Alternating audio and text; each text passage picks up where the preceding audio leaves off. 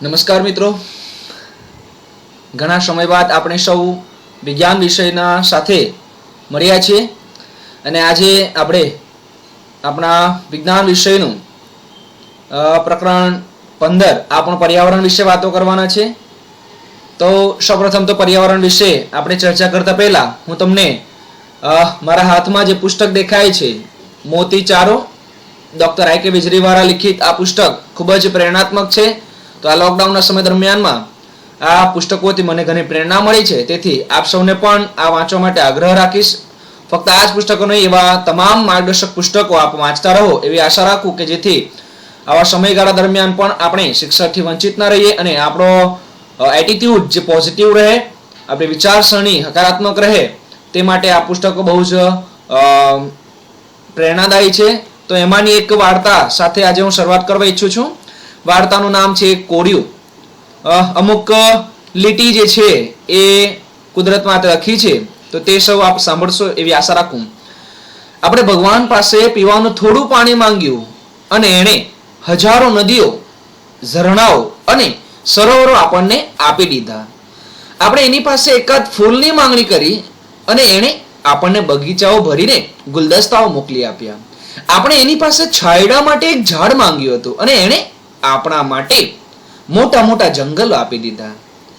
આપણે કહ્યું કે ભગવાન એકલું એકલું લાગે છે, તો આપણને કુટુંબ, સાથી, સંગાથી તેમજ મિત્રોની ભેટ મોકલી આપી। કેવો દયાળુ છે, કેટલો માયાળુ છે, એના પર વિશ્વાસ રાખે તો એ શું નથી આપતો।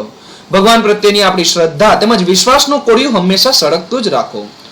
પછી જુઓ, અંધકારનો દર ક્યારેય નહીં સતાવે અને એ વાત પણ સત્ય છે કે આખા બ્રહ્માંડનું અંધારું એકઠું થાય તો પણ એક કોળિયાને ક્યારેય થારી નથી શકતો। આ વાર્તા પરથી મારે એટલું જ કહેવું છે મિત્રો કે આપણા પ્રકરણને લગતો સંદર્ભ અહીંયા સાધીએ તો આજે આપણી આસપાસ જોતા ફક્ત ને ફક્ત પ્રદૂષણ આપણને નજર પડે છે। ક્યાંક ને ક્યાંક આપણે એક શુદ્ધ વાતાવરણ, શુદ્ધ હવા અને શુદ્ધ આહાર પણ ઈચ્છીએ છીએ, પરંતુ આજે એ ખૂબ જ ઓછા પ્રમાણમાં જોવા મળે છે। તો શું આ પર્યાવરણ આપણું નથી? શું આપણે આ પર્યાવરણના સભ્ય નથી? તો શા માટે આપણે પર્યાવરણને બગાડીએ છીએ? તો ચાલો આપણે એક અભ્યાસ દ્વારા ઘણી બધી માહિતી મેળવી અને આ પર્યાવરણને આપણે અથવા તો બીજા બધા પ્રાણીઓ તેમજ જીવજંતુઓ કેવી રીતના નુકસાન પહોંચાડી રહ્યા છે એની માહિતીથી અવગત થઈને આપણે પર્યાવરણને બચાવવાનો એક નાનો અમથો કોળિયા જેવો પ્રયત્ન કરીએ અને ભગવાને બનાવેલી આ સૃષ્ટિને વિનાશ થતા અટકાવવામાં મદદરૂપ થઈએ। તો ચાલો આપણે શરૂઆત કરીએ આપણું પર્યાવરણ। અહીં તમે સ્ક્રીન ઉપર જોઈ રહ્યા છો કે પર્યાવરણ જે છે એ અલગ અલગ 3 પ્રકારના આવરણોથી બનેલો છે। પરી વત્તા આવરણ। હવે તમે આ શબ્દને સમજવાનો પ્રયત્ન કરશો તો પરી એટલે કે ચારે તરફનું, આવરણ એટલે કે પદ। ઓકે, તો ચારે તરફનું જે આવરણ જે છે તેને પર્યાવરણ કહે છે। હવે કોની ચારે તરફનું? જ્યારે પણ શીખતા હોવ ત્યારે પોતાની જાતને એ પરિસ્થિતિની અંદર નાખો। હું હંમેશા કહું છું જ્યારે પણ બીજા સબ્જેક્ટ ભણાવું છું ત્યારે કે અભ્યાસને પોતાના જીવન સાથે સાંકળો। એ જ રીતના તો કે આપણને કીધું છે કે પર્યાવરણ એટલે કે ચારે તરફનું આવરણ। આપણી ચારે તરફ શું છે? તો કે ઉપર જોઈએ તો કે અવકાશ છે, નીચે જોઈએ તો કે જમીન છે। તો અવકાશ અને જમીન વચ્ચે કંઈક બીજું પણ છે। આપણે શ્વાસોશ્વાસની પ્રક્રિયા કરીએ છીએ તો એ વાતાવરણ છે। આપણે જેના પર રહીએ છીએ એ મૃદાવરણ છે અને આપણે જે પાણી પીએ છીએ એ જલાવરણ છે। તેમજ આપણી આસપાસ ગમે ત્યારે ફરવા જઈએ છીએ, હરવા ફરવાના સ્થળોએ, ત્યારે આપણે દરિયા કિનારો, નદી કિનારો, સરોવરો, તળાવો આ બધું પણ જોઈએ છીએ, બરાબર ને? તો આ બધાનો સમન્વય આપણે પર્યાવરણની અંદર કરીએ છીએ। તો કે પર્યાવરણ એટલે કે ચારે તરફનું આવરણ અને એની અંદર 3 આવરણનો સમાવેશ થાય: વાતાવરણ, જલાવરણ અને મૃદાવરણ। તો આ માહિતી સૌપ્રથમ આપણે ધોરણ 7, 8, 9 ની અંદર શીખીને જ આવ્યા હશે। આઈ હોપ, આશા રાખું કે આવનારા ભવિષ્યની અંદર આ માહિતી તમને ક્યારેય ભૂલાય નહીં। તો પર્યાવરણ 3 આવરણનું બનેલું છે। હવે ત્યારબાદ મેં શબ્દ નીચે લખ્યો છે જીવાવરણ।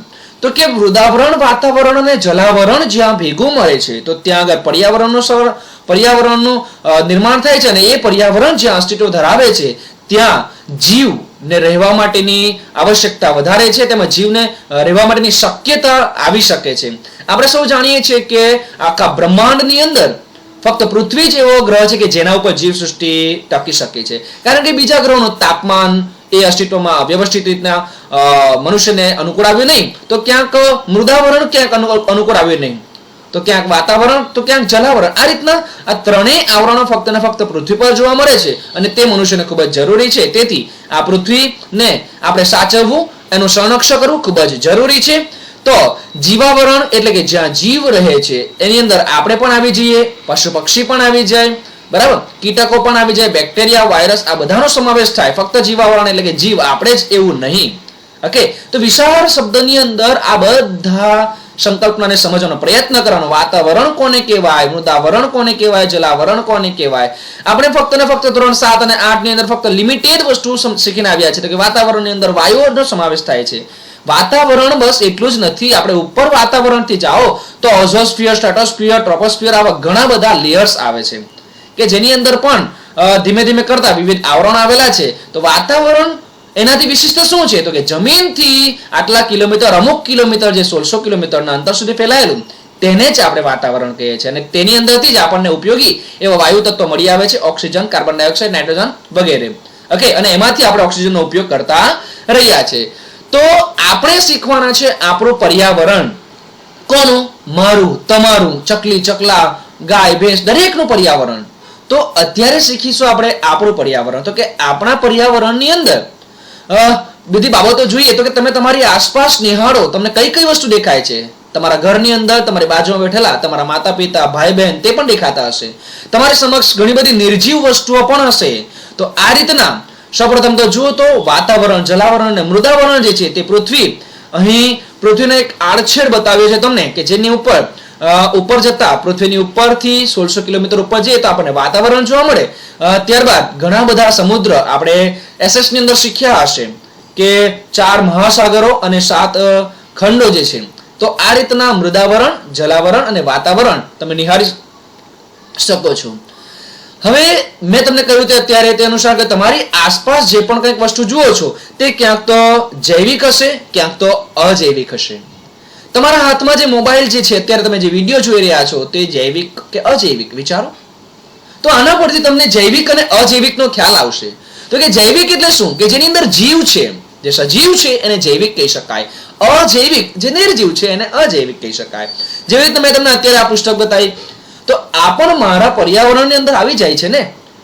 તો કે મારી આસપાસની દરેક વસ્તુ એ મારું પર્યાવરણ કહી શકાય. એ પછી મારા ક્યારાની અંદર રોપેલી તુલસી હોય, કે મારા ક્યારાની બાજુમાં બેસેલી કબૂતર હોય, કે પછી મારું ટેબલ હોય, કે લેપટોપ હોય, કે પછી મારા ઘરવાળા હોય, બરાબર. તો કે મારા મમ્મી પપ્પા, પિતા, તમારા માતા પિતા, દરેક વસ્તુ જે છે, દરેક જે વ્યક્તિઓ જે છે તેનો પણ સમાવેશ આ પર્યાવરણની અંદર સમાવેશ થાય.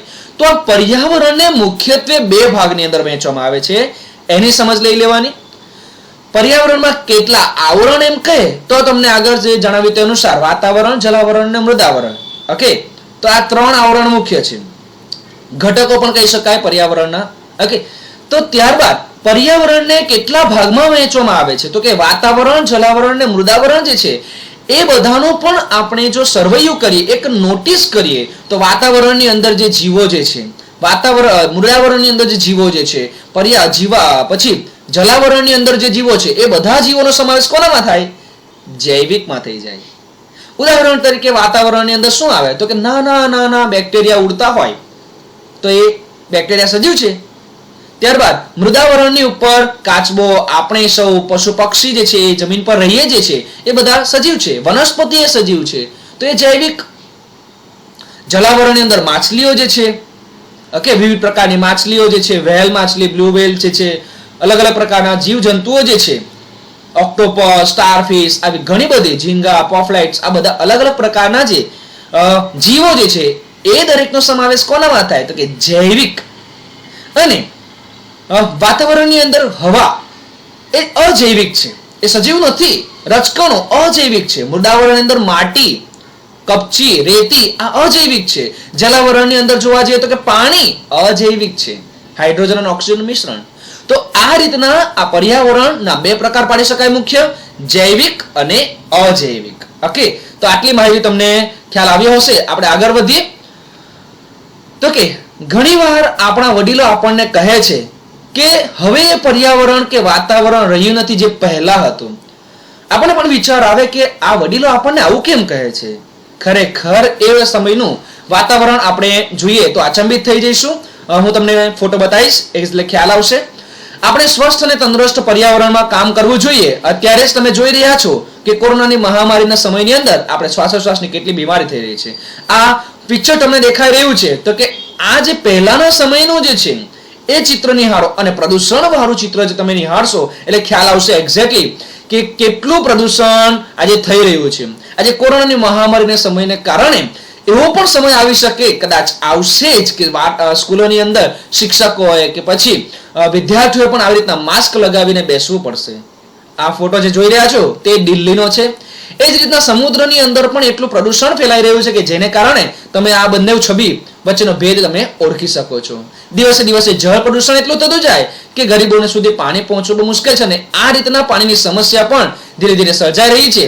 તો એટલા માટે જ કદાચ કહેતા હશે, આ પિક્ચર તમે જોઈને કહી શકો કે પૂર્વજો શા માટે આપણને કહેતા હતા કે પર્યાવરણ કે વાતાવરણ જે પહેલા હતું એ અત્યારે નથી રહ્યું. કારણ કે આજે માનસિક વિકાસની એટલી બધી હરણફાળ ભાડી છે ને કે જેને કારણે એ આ પર્યાવરણને સાચવવાનું ભાન જ ભૂલી ચૂક્યો છે. પહેલાના સમયની અંદર જે જંગલો હતા આજે દિવસે દિવસે બિલ્ડિંગ્સ બંધાવાને કારણે કપાતા જાય છે. કેટલી બધી મોહમાયા. તો આની જ પાછળ માણસ આજે ગાંડો થઈને આજે કોરોના જેવી મહામારીને નોતી રહ્યો છે. તો આપણે એક જાગૃત વિદ્યાર્થી તરીકે આવી બધી મહામારી ન ફેલાઈ શકે ભવિષ્યની અંદર અને આવો સમય આપણે જોવો ના પડે કે 24 કલાક માસ્ક પહેરીને ફરવું પડે, તો તેવા સમય ન આવે એના માટે આપણે સૌ સજાગ થવું પડશે અને આપણા પર્યાવરણને આપણે સાચવવું પડશે. તો જ આપણે આપણા પૂર્વજોને કહી શકીશું કે જો આ અમારું પર્યાવરણ છે, જે તમે કહેતા હતા એને અમે બદલીને એને ક્યાં આઈ કેન ડુ ઇટ, આપણે કરીશું. દર જુલાઈ મહિનાની અંદર વૃક્ષારોપણ થાય છે, સપ્તાહ મનાવવામાં આવે છે. શા માટે આપણે વૃક્ષો પાસેથી ઓક્સિજન લઈએ છીએ અને આપણે ઓક્સિજન વૃક્ષો રોપતા નથી? પ્રશ્ન થાય કે નહીં? બરાબર. તો આવા ઘણા નુસ્ખા આપણે આ પ્રકરણના અંતે આપણી અંદર એવા સજાગ બનીને એવા સારા એવા વિચારો લઈને આપણે પર્યાવરણને બચાવવા માટે કટિબદ્ધ થઈશું એવો આગ્રહ રાખું છું. તો કે આપણે પણ સ્વસ્થ, તંદુરસ્ત અને પર્યાવરણની અંદર કામ કરવું જોઈએ. આ માટે પ્રશ્ન તો થાય ને કે પર્યાવરણની સમસ્યા માટે કોઈ ચર્ચા ન કરી હશે? ના મિત્રો, ઈસવીસન 1987 ની અંદર ચર્ચા થઈ ગઈ, ઈસવીસન 1976 ની અંદર ચર્ચા થઈ ગઈ, ઈસવીસન 1972 માં પરિષદ ભરાઈ ગઈ. તો આ રીતના પહેલાના સમયની અંદર વૈશ્વિક કક્ષાએ પણ આ બધા પર્યાવરણને નુકસાન પહોંચાડતા તત્વો માટે ઘણા બધા સંમેલનો પણ થઈ ગયા છે. ઓકે, છતાં પણ આજે પર્યાવરણ આટલું દૂષિત થયેલું જોવા મળે છે, તો એની પાછળ પણ આપણે જવાબદાર છે. શું આપણે કંઈક પર્યાવરણને નુકસાન પહોંચાડીએ છીએ ખરા? વિચારો મિત્રો, જરૂર જરૂર જરૂરથી વિચારજો. હું કે તમે હો સવારે ઉઠતાની સાથે જ ઘણા બધા પ્રદૂષણ કરતા રહેલા છે. ગાંધીજી કહેતા હતા ને, એક લોટાનું પાણીનો ઉપયોગની અંદર એ બધી જ ઘણી બધી ક્રિયાઓ કરી નાખતા, મોં સાફ કરી નાખતા, બરાબર ને? જ્યારે આપણે બેઝિકમાં બ્રશ કરતા હોય ત્યારે પાણી ચાલુ છે. શું છે આ? તો આ રીતના ઘણી બધી રીતના આપણે પણ પર્યાવરણને નુકસાન પહોંચાડી જ રહ્યા છીએ. એક વિદ્યાર્થી તરીકે તમે પણ વિચારજો મિત્રો. આજે મારે જે કહેવાની વાત જે છે તે બરાબર ધ્યાનપૂર્વક સમજજો મિત્રો. આજનો બાળક, તમે કે હું, મારા જેવા યુવાન આજે શરમ અનુભવે છે. દુકાનમાંથી એક વેફર્સ લઈએ છીએ અને વેફર્સ ખાઈને રેપડ તેનું ગમે ત્યાં ફેંકી દઈએ છીએ અને કદાચ આપણાથી ફેંકાઈ જાય ભૂલથી તો ઉંચકવાનું ઈચ્છા પણ થાય ને તો શરમ અનુભવાય છે. શા માટે ઉંચકું હું? બીજો મને કહે છે આજે ને કચરાવાર આવ્યો. એક સરસ મજાની એડવર્ટાઇઝ તમે જોઈ હોય તો સાંભળજો મિત્રો. કદાચ હું આવનારા વિડીયોની અંદર તમને બતાવીશ. તમે સવારે જો સિટીમાં રહેતા હો તો સિટી વાગી જાય, નગરપાલિકા વાળા કચરો લેવા માટે આવે ત્યારે ઘરના બાળક બોલે મમ્મી કચરાવાળો આવ્યો છે, ત્યારે મમ્મી કહે છે એ કચરાવાળા તો આપણે છે, એ તો સાફ કરવા વાળો છે. તો આ છે આપણી હેસિયત છે મિત્રો. તો આપણે શા માટે આવા કાર્યો કરીએ છીએ? આપણે જ નહીં, તમે ન કરતા હોવ તો વેલ એન્ડ ગુડ, પરંતુ જે કરે છે એને આપણે આનાથી પરિચિત કરવાના છે અને એને પર્યાવરણ પ્રદૂષણ કરતા અટકાવવાના છે. નો પ્લાસ્ટિક્સ. પ્લાસ્ટિક તમારી પાસે જો ઉપયોગમાં આવતી હોય, દુકાને જાઓ તો કાપડની થેલીનો ઉપયોગ કરીએ. જો પ્લાસ્ટિક આપણને સામેવાળો દુકાનવાળો સામેથી આપે, સામેથી ના કહો નો પ્લાસ્ટિક. આજે હું પણ કરું છું, તમને કરવા માટે કહું છું. શા માટે ન થાય? ફક્ત આટલું ન થાય. વિચારો મિત્રો, એક પ્લાસ્ટિકનો ઉપયોગ જો આપણે ટાળીશું ને તો ભવિષ્યની અંદર આવી હજારો પ્લાસ્ટિક આપણા એકથી ટળી જશે. અને આપણા જેવા જો 3 વ્યક્તિઓ થાય તો 3,300 થાય તો કેટલી સંખ્યા વધી જશે. અને વિચારો, આપણા દેશની 131 કરોડની વસ્તી જે છે એ આવું વિચારે તો, આખા વિશ્વની 700 થી 800 કરોડ વસ્તી જે છે એ આવું વિચારે તો શું પ્રદૂષણ રહે ખરું? ના ને. તો આવા નાના નાના પાયા ઉપર આપણે વિચારવું પડશે. હા, આપણે પર્યાવરણનું પ્રદૂષણ અટકાવવા માટે હજારો વૃક્ષો નથી રોપી શકતા, પણ હા, કચરો ગમે ત્યાં તો ન ફેંકી શકું ને. આટલો એક નાનો અમથો પ્રયાસ મિત્રો આપને કરવા માટે આગ્રહ રાખું છું. બીજી એક વાત હું એટલા માટે કહું છું કે હું જાતે આ પર્યાવરણનું પ્રદૂષણ અટકાવવા માટે સ્વયં પોતે પણ નિર્ભર રાખું છું. હું પોતાનો, બીજાનો કચરો આપણે નથી ઉંચકતા મિત્રો, પણ પોતે જે કચરો ફેંકેલો છે એ ક્યારેય આપણે નીચે પડવા ના દેવું જોઈએ. અને એ કચરાને આપણે પોતે જ, માનો કે હું વેફર ખાઉં છું તો એ વેફરનું જે રેપર જે વધ્યું જે છે, પ્લાસ્ટિક જે છે એ મારા ખિસ્સામાં નાખી દઉં. કચરા પેટી મળશે ત્યારે નાખી દઈશ. નહીં થાય આવું? થાય ને. મારે જરૂર જોઈતું જ પાણી પીશ તો આવું ન થાય? તો પાણીનો બચાવ થઈ શકે ને. મને જોઈતા સમયે જ વીજળીનો ઉપયોગ કરીશ, બાકીના સમયે નહીં કરીશ. આવું ન થાય? આપણે નાના હતા ત્યારથી આ વસ્તુ શીખવામાં આવેલી છે મિત્રો. આજે હું નિશંકપણે, નિર્ભયતાપણે એક વાત કહેવા ઈચ્છું છું કે ઘણા બધા એવા બગડેલા બાપોની બાળકો જે છે, તેમજ બગડેલા માતા પિતા પણ છે એવા કે જે એસો આરામથી રહે છે. પૈસાની ઘેલછાની પાછળ જેની પાસે પૈસા છે એ લોકો 24 કલાક લાઇટ્સ ચાલુ હોય છે, 24 કલાક પાણીનો દોડાવ કરતા હોય છે, 24 કલાક ગમે ત્યાં કચરો ફેંકતા હોય છે. એવા સામે દરેકે આપણે ઝુંબેશ ઉઠાવવાની છે. એ દરેકને નકશો બતાવવાનો છે કે તમારા જ કારણે આજે પર્યાવરણ બગડી રહ્યું છે. શરમ અનુભવશે મિત્રો. જે કચરો ફેંકે છે થેન્ક યુ કહીને એનો કચરો આપણે ઉઠાવીને ડસ્ટબિનમાં નાખો. એક દિવસ એવો જરૂર આવશે કે શરમ ન માર્યો એ માણસ નીચે જોવા પડશે. તો આ રીતના આપણે પણ આ પ્રદૂષણને અટકાવવાનું છે. તો આ રીતના આપણે પણ પ્રદૂષણ પણ ઘણી બધી, પર્યાવરણ પણ ઘણું બધું અસર પહોંચાડીએ છીએ. તો આપણે શા માટે કટિબદ્ધ ન બનવું જોઈએ? વિવિધ પરિબળો પર પર્યાવરણ પણ નુકસાન પહોંચાડે છે. આપણે પણ એમાંના છે, પણ એટલું જ નહીં, ઘણા બધા બીજા બધા પરિબળો પણ એના ઉપર અસર કરે છે. તો તેના વિશે આપણે આજે ચેપ્ટરની અંદર ભણવાના છે. બીજું વિશેષતઃ આની અંદર આપણે જે આ ચેપ્ટરના સંદર્ભની અંદર શીખવાના જે છે તે મુખ્ય અને મુખ્ય બાબત જે છે એ નિવસન તંત્ર છે. તો એ શબ્દ આવે છે નિવસન તંત્ર. શું છે આ નિવસન તંત્ર? નિવસન તંત્ર, જ્યાં વસવાટ થાય છે તે નિવસન તંત્ર. વસવાટ ક્યાં થાય? તો કે જમીન પર, પાણીમાં, હવામાં, આ ત્રણેય જગ્યાએ વસવાટ જોવા મળે છે. તો આ રીતના નિવસન તંત્ર અને તેના ઘટકો તેમજ સંઘટકો વિશે આજે આપણે ચર્ચા કરીએ. ભૌતિક પરિબળો જેવા કે તાપમાન, વરસાદ, હવા, ભૂમિ તેમજ પદાર્થો કે તત્વો વગેરે અજૈવિક ઘટકો છે. મેં તમને આગળ વાત કરી તેમ પર્યાવરણના ઘટકો તે અનુસાર નિવસન તંત્રના પણ 2 ભાગ પડે છે, અજૈવિક ઘટકો અને જૈવિક ઘટકો. સૌપ્રથમ તો નિવસન તંત્રની તમને વ્યાખ્યા કહું અથવા તો એક સંકલ્પના કહું કે જેથી કરીને તમને આખા ચેપ્ટરની માહિતી એક શબ્દની અંદર મળી શકે. તો કે નિવસન તંત્ર શું છે એ સમજી લો મિત્રો. આપણે જ્યાં રહીએ છીએ, શ્વાસોશ્વાસ લઈએ છીએ, ઘણી બધી આપણા શ્વસન તંત્રની, આપણા હૃદય, શરીરની ઘણી બધી જે ક્રિયાઓ જે કરીએ છીએ એ ક્રિયાઓ જ્યાં રહીને આપણે કરીએ છીએ તે આસપાસનું દરેક વસ્તુ આપણું નિવસન તંત્ર છે. માનો કે હું જમીન પર ચાલુ છું તો એ જમીન મારું નિવસન તંત્ર છે. હું દરિયાની અંદર તરવા માટે જાઉં છું તે મારું નિવસન તંત્ર છે. માછલી દરિયામાં તરે છે તો માછલીનું નિવસન તંત્ર દરિયો. બરાબર. ઘણા બધા જીવાણુ આ તાપમાન જે છે, પછી વરસાદ જે છે, હવા જે છે એ ક્યાં વહે છે? તો કે પૃથ્વીના ઉપરના ભાગ ઉપર, મૃદાવરણની ઉપર, વાતાવરણ જેને કહીએ છીએ. તો એ વાતાવરણની અંદર રહેલા જે અજૈવિક, જેની અંદર જીવ નથી એવા અજૈવિક ઘટકો તમને દર્શાવ્યા છે. તાપમાન, સૂર્ય એ શૂન્યાવકાશની અંદર જે છે તો ત્યાં આગળ સૂર્યની ગરમી જે છે એને કારણે પણ ઘણી બધી પ્રક્રિયા થાય છે અને એને કારણે પણ નિવસન તંત્ર કે જે વસવાટ જે છે તેના ઉપર અસર થાય છે. કઈ રીતના? વિચારો. તો કે વનસ્પતિ પ્રકાશ સંશ્લેષણની ક્રિયા કરે છે. આપણે ધોરણ 7, 8, 9 ની અંદર શીખીને આવ્યા છે. જો સૂર્યપ્રકાશ જ ન હોય તો વનસ્પતિ મુરઝાઈ જાય છે. આપણે પ્રયોગ કર્યા હશે. બરાબર ને? જો વરસાદ જ ન પડે તો જમીનને પાણી ન મળે ને પાણીના કારણે પાક ન થાય, નદીઓનો ભરાવો ન થાય, તળાવ સરોવર બધા સુકાઈ જાય. તો વરસાદ ઉપર પણ આપણે નિર્ભર છે. તો કે નિવસન તંત્રની અંદર વરસાદનો પણ આને કારણે સમાવેશ થાય.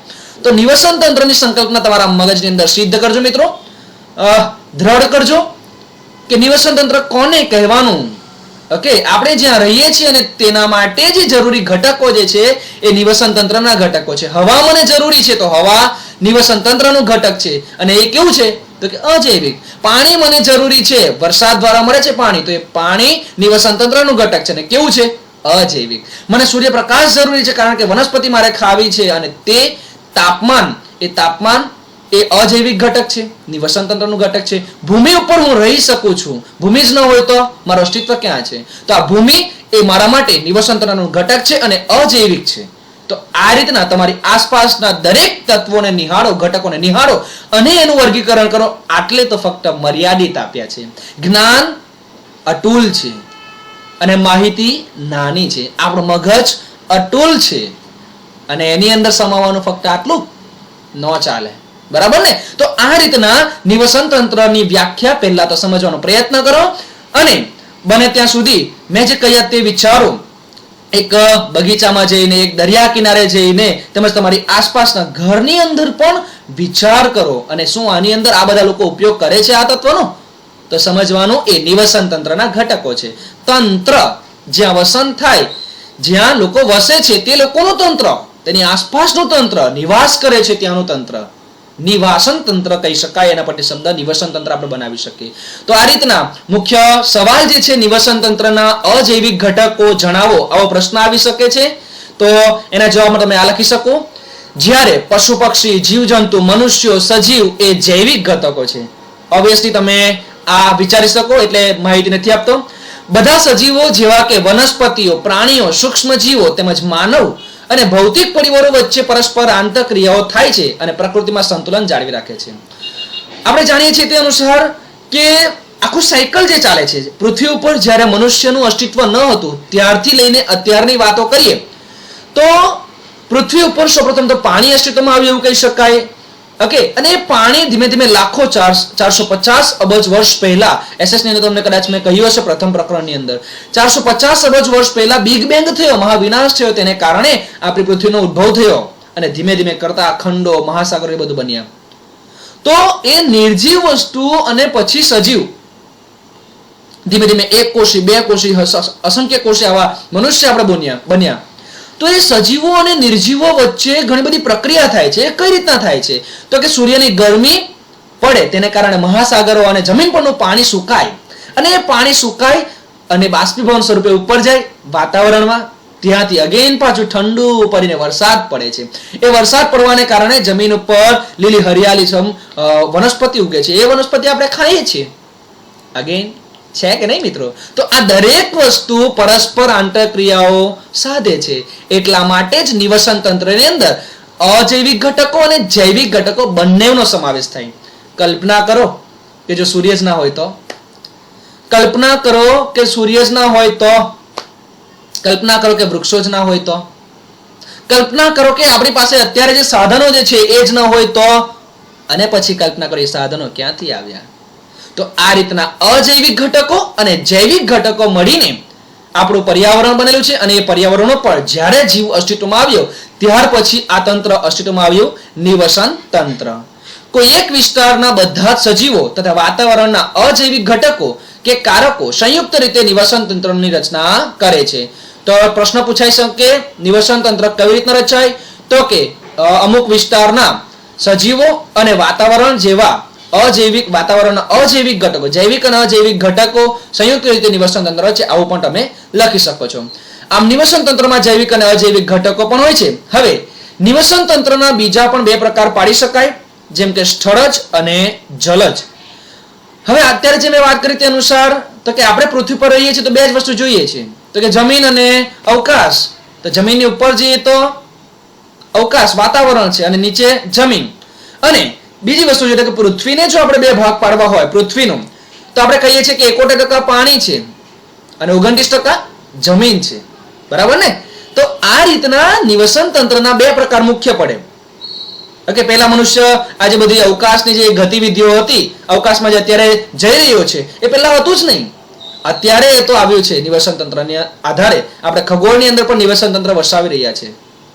તો મુખ્ય તો નિવસન તંત્રને બે ભાગ પાડી શકાય, એક તો સ્થળજ અને જલજ. જે જમીન પર રહેતા હોય તેને આપણે સ્થળજ કહીશું અને જે પાણીમાં રહેતા હોય તેને જલજ કહીશું. અહીં તમને આ ચિત્રો દેખાઈ રહ્યા હશે કે કેવી રીતના નદી, ઝરણા એ સૂર્ય ઉપર આધારિત જે છે અને તે પ્રકાશ સંશ્લેષણની ક્રિયા દ્વારા વનસ્પતિ વિવિધ ખોરાક બનાવે છે અને એ ખોરાક બીજા બધા જીવજંતુ આપણા જેવા મનુષ્યો પણ ખાય છે અને આ રીતના નિવસન તંત્ર ટકેલું છે. બીજી આકૃતિ તમે અહીં જોશો જ્યાં કર્સર ફરે છે તો ત્યાં આગળ તમને બીજી પણ એક માહિતી મળે છે, તો કે નાનો જીવ મોટા જીવને ખાવા માટે પ્રયત્ન કરે છે. એ નાનો જીવ ક્યાંથી પોષણ મેળવે? તો કે નાના નાના બેક્ટેરિયામાંથી. હવે નાના નાના બેક્ટેરિયા ક્યાંથી પોષણ મેળવે? તો કે છોડમાંથી. અને છોડ ક્યાંથી મેળવે? સૂર્ય. અજૈવિક, તો કે નિર્ભર છે બધું અજૈવિક ઘટક ઉપર. તેને કારણે સંબંધ બંધાય છે ધીરે ધીરે. અને એ જ રીતના અહીં પણ તમે આ ચિત્રની અંદર જોઈ શકો છો. દરેક ચિત્ર તમને એક જ વાત કહે છે કે અજૈવિક અને જૈવિક ઘટકો મળીને આપણું નિવસન તંત્ર બનેલું છે. આગળ જઈએ તો કે આની અંદર જે જૈવિક અને અજૈવિક ઘટકો જે છે સ્થળજ અને જલજ તે પણ તમે નિહાળી શકો છો. આપણે નિવસન તંત્રના બીજા પ્રકાર પાડવા હોય તો રણ એ પણ એક નિવસન તંત્ર છે. રણની અંદર પણ ઘણા બધા રહે છે, એ પણ સ્થળજમાં જ આવી જાય. જંગલો પણ એક નિવસન તંત્ર છે, તો કે જંગલો પણ એક સ્થળજમાં જ આવી જાય. માછલીઘર એ પણ એક નિવસન તંત્ર છે ને. તો આ રીતના નિવસન તંત્રના બીજા પણ પ્રકારો હોઈ શકે. ચોપડીમાં આપેલું છે, બસ એટલું જ વાંચીને તમારું જ્ઞાન પૂરું નથી જતું. વિચારો કેટલા પ્રકારના નિવસન તંત્ર છે. મેં અત્યારે જ તમને કહી ગયો કે આજે માણસે એટલી બધી હરણફાળ ભરી છે કે ખગોળની અંદર પણ માણસ આજે નિવસન તંત્ર વસાવવા જઈ રહ્યો છે. ચંદ્ર ઉપર ફ્લેગ બુકિંગ થઈ ગયા એવી વાત કરે છે. તો આ રીતના અવકાશની અંદર પણ નિવસન તંત્ર જઈ રહ્યું છે, સ્પેસની અંદર. તો આ રીતના તમારે જાતે વિચારવાનું છે. આ એક હોમવર્ક તમને હું આપું, જે કરશો એવી આશા રાખું. તો નિવસન તંત્રના જે ઘટકો વિશે આપણે વાતો કરી તો એક ઉદાહરણ દ્વારા સમજવાનો પ્રયત્ન કરીએ. નિવસન તંત્રમાં કોનો કોનો સમાવેશ થાય એના આધારે તમને મેં જે પ્રશ્ન આપ્યો છે એ સરળ રહેશે શોધવા માટે. તો કે બગીચાની વિવિધ વનસ્પતિઓ, ઘાસ, ગુલાબ, વૃક્ષ, મોગરો, સૂર્યમુખી જેવા પુષ્પો વાળા સુશોભનીય છોડ અને દેડકાઓ, કીટકો તેમજ પંખીઓ અને પ્રાણીઓ જોવા મળશે. તો બગીચાની અંદર આ બધું જ જોવા મળે. સજીવો પણ જોવા મળે છે કે જ્યાં સજીવો રહે છે. આ બધા સજીવો પર પરસ્પર આંતરક્રિયા કરે છે અને તેઓની વૃદ્ધિ, પ્રજનન તેમજ અન્ય ક્રિયાઓ નિવસન તંત્રના અજૈવિક ઘટકો દ્વારા અસર પામે છે. આપણે ખાઈએ છીએ એટલે આપણા શરીરની મેટાબોલિઝમ બધી ચાલે છે. ઓકે, તો એ ખોરાક શું છે? અજૈવિક ઘટક છે. અને એ ખોરાક ક્યાંથી મળે? તો કે વનસ્પતિમાંથી. વનસ્પતિને ક્યાંથી મળે? સૂર્યપ્રકાશથી. તો આ રીતના દરેક વસ્તુ જોડાયેલી છે. આમ બગીચો પણ એક નિવસન તંત્ર કહી શકાય. આ બગીચો બહુ ઇમ્પોર્ટન્ટ છે. ઉદાહરણ જંગલ, તળાવ, સરોવર, રણ વગેરે પણ કુદરતી નિવસન તંત્રના ઉદાહરણ છે. હવે મેં તમને બીજું ઉદાહરણ આપ્યું, માછલીઘરની વાતો કરી. તો અહીં તમને એક માહિતી મળે છે કુદરતી નિવસન તંત્રના ઉદાહરણ. તો અહીં આગળ એક ઉદાહરણ, એક પ્રશ્ન એવો પણ પૂછાઈ શકે, કુદરતી નિવસન તંત્રના ઉદાહરણ આપો તેમજ માનવ સર્જિત નિવસન તંત્રના ઉદાહરણ આપો. તો જંગલો જે છે કુદરતી રીતે નિર્માણ થયા છે, તો એ નૈસર્ગિક એટલે કે કુદરતી નિવસન તંત્ર છે. તેમજ બગીચો આપણે બનાવીએ છીએ, ખેતર આપણે ખેડીએ છીએ, બરાબર, તો એ આપણા કૃત્રિમ નિવસન તંત્ર છે. દરિયો આટલો વિશાળ જે છે કુદરતે બનાવેલો છે, તો કુદરતી નિવસન તંત્ર. જ્યારે માછલીઘર એ આપણે બનાવી પણ શકીએ, તે કૃત્રિમ નિવસન તંત્ર. તો આ રીતના આપણે નિવસન તંત્રના બીજા બે પ્રકાર પડ્યા, કુદરતી નિવસન તંત્ર અને કૃત્રિમ નિવસન તંત્ર. જો તમે માહિતી નોટ ના કરી હોય તો વિડીયોને રિવાઇન્ડ કરીને અગેન પાછા આ બધા મુદ્દા લખતા જજો, નોટ કરતા રહેજો. પરીક્ષા માટે ખૂબ જ ઇમ્પોર્ટન્ટ છે. લાસ્ટમાં આપણને કહ્યું છે, ખાલી જગ્યા સ્વરૂપે પૂછાઈ શકે, સૌથી મોટું પૃથ્વી પરનું સૌથી મોટું નિવસન તંત્ર કયું છે? તો કે દરિયાઈ. આખા વિશ્વનું સૌથી મહાકાય પ્રાણી કયું? તો કે વ્હેલ. અને એ ક્યાં રહે છે? દરિયામાં. ઓકે, તો આને આધારે પણ આપણે આ માહિતી યાદ રાખી શકીએ. આઈ હોપ તમને આ વિડીયો પસંદ આવ્યો હશે. તો આ વિડીયોને લાઈક, શેર અને સબસ્ક્રાઇબ જરૂર કરો. અને આવા જ અન્ય વિડીયો જોવા માટે સતત અને સતત સંપર્કમાં રહો એવી આશા સાથે આજનો લેક્ચર આપણે પૂર્ણ કરીએ છીએ. Thank you.